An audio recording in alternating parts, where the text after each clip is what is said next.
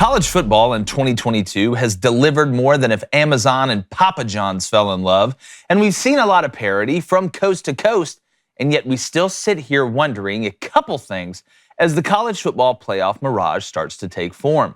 Are we seeing a season where more teams can legitimately win a national championship than we have in recent memory? Or are we setting ourselves up for a rerun of 2021? Yes, Tennessee is the best story since Hansel and Gretel, but Bama does only have one loss. And the Vols do have a daunting road trip to play Georgia and Athens. Can Clemson finish the regular season undefeated, then win the conference championship game, solidifying their spot in the playoffs? If they don't, and UCLA and TCU lose, could we actually see 3 SEC teams in the college football playoff? Either way, the playing field does seem to be more wide open than Jamar Chase when he's inside Louisiana state lines, and this season has a different feel to it. I, for one, hope we continue to be surprised and get a little bit of a different flavor than what we're used to when there are only 4 left standing. Let's hope for parity and a new script, because sometimes change is good. David, when you look at Tennessee and Alabama, and we look at the top 4, top 5 teams in the country, and I put out my top 5 yesterday. We talked about our top 5. Does this season, is it setting up like last year where Bama loses to A&M? We think, hey, you know, there's a couple teams that can win it this year. Are we seeing that same rerun in 2022, or do you legitimately think that this is a year where the race is just wide open? So the question being, will Alabama make the college football playoff? My gut was telling me after that game Saturday, no. And it's not just because of the loss, it's because of the way they've been playing football. You know, on the road at Texas, 1-point win. Texas A&M at home, which is not a great football team, only a 4-point victory. But I was starting to think more and more yesterday about it. The loss they had last season came to Texas A&M, a team in the West, right? Mm-hmm. They were able to overcome that, still win the division. They won the conference, made the college football playoff. The loss they've had so far this year comes against a team in the East. I think for the first time in a long time, we can say 2 of the 3 best teams in the SEC are in the East. Yeah. Only one of those is going to make the SEC championship, either Georgia or Tennessee. Regardless of which one of those teams makes, I think Alabama has a shot to win the West and make the SEC championship game in December in Atlanta, which means they would either have a rematch with Georgia from the national championship game or a rematch from this past weekend with Tennessee. One of the things I wouldn't want to do if I'm playing in a conference championship is see Nick Saban on the other side, who just lost to me in the game prior playing them, with Bryce Young, a healthy Bryce Young, the former Heisman Trophy winner. Because if Alabama can make it to the SEC championship game, Nick Saban has proven he can game plan against anybody. They still have some of the best talent on the field, which would then mean that they would make the college football playoff. You look around the rest of the country right now, we're going to get into the Big 12. We have some great mailbag questions here. The only undefeated team left is TCU.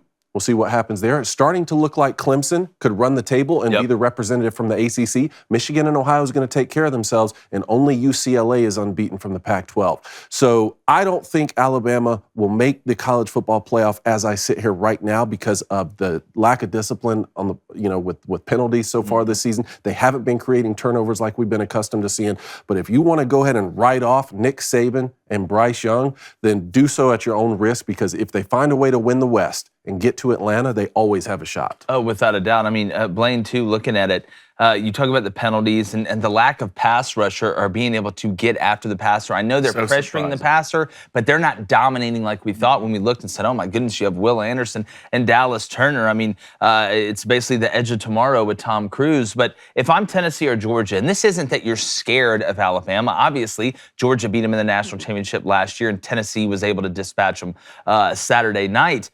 But you really want Ole Miss to win that game when Bama comes to town. You would much rather see Ole Miss in the SEC championship game than an Alabama team, and I think that'd be good for the SEC, and I don't mean to disrespect Ole Miss, but anybody who thinks you'd rather see Ole Miss than Alabama, there's some beachfront property in Kansas and Nevada I could sell you for the low. You'd absolutely love it. Call me now, 1-800-YOU-GOT-TRICKED. But Blaine, who is the best team in the country in your eyes? Who's the best team in the country right now? Answer it and be right. Tennessee.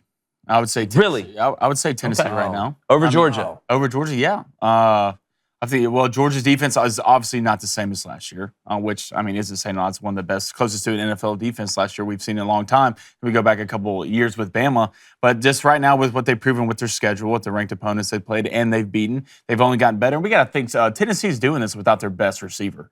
And he's coming back. And he's coming back. And they're putting up these type of gaudy numbers. And I go back to this. First, you have 2 NFL offensive linemen.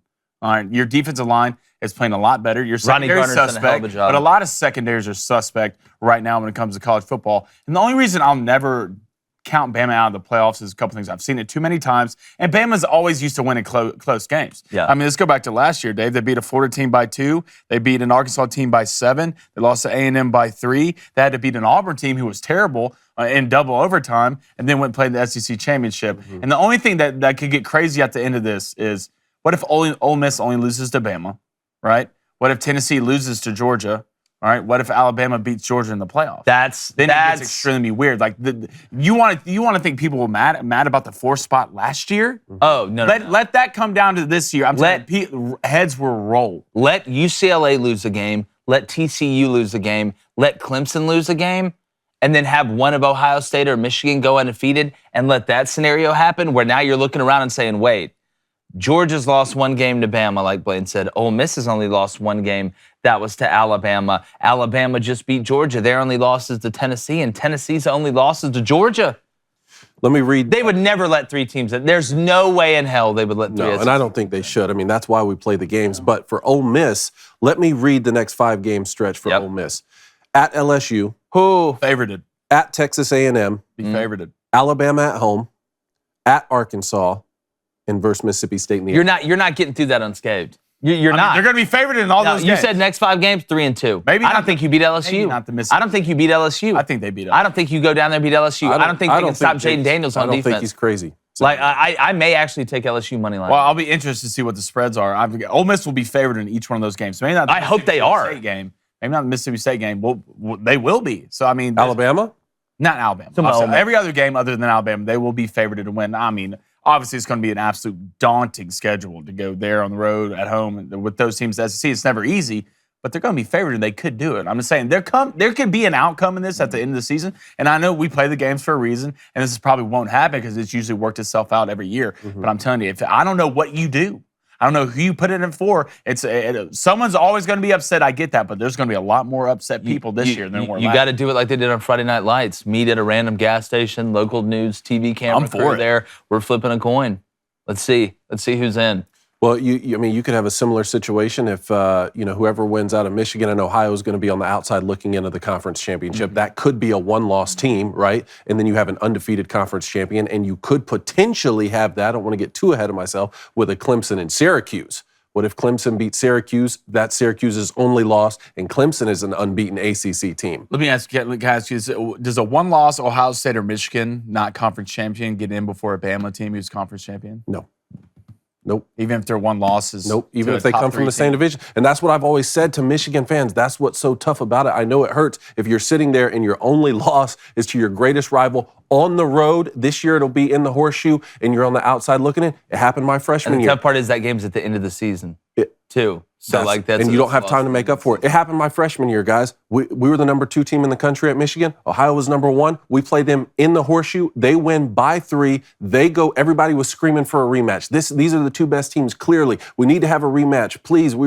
Lloyd Carr came into the team room and said, "Guys, we're going to the Rose Bowl." And don't be sad about it because it's the granddaddy of them all. We went and played USC in the Rose Bowl. They go to the national championship game and play Florida. We both ended up losing. And it was the right call. As much as we wanted to go play in the national championship with that being our only loss of the season, it was the right call. Hey, everybody. Hope you're enjoying what you're seeing, what you're watching. Make sure you like and subscribe. Keep spreading the word about us. Remember, sports without the woke, and we lived it. We know how the sausage made, which makes the sausage taste even better.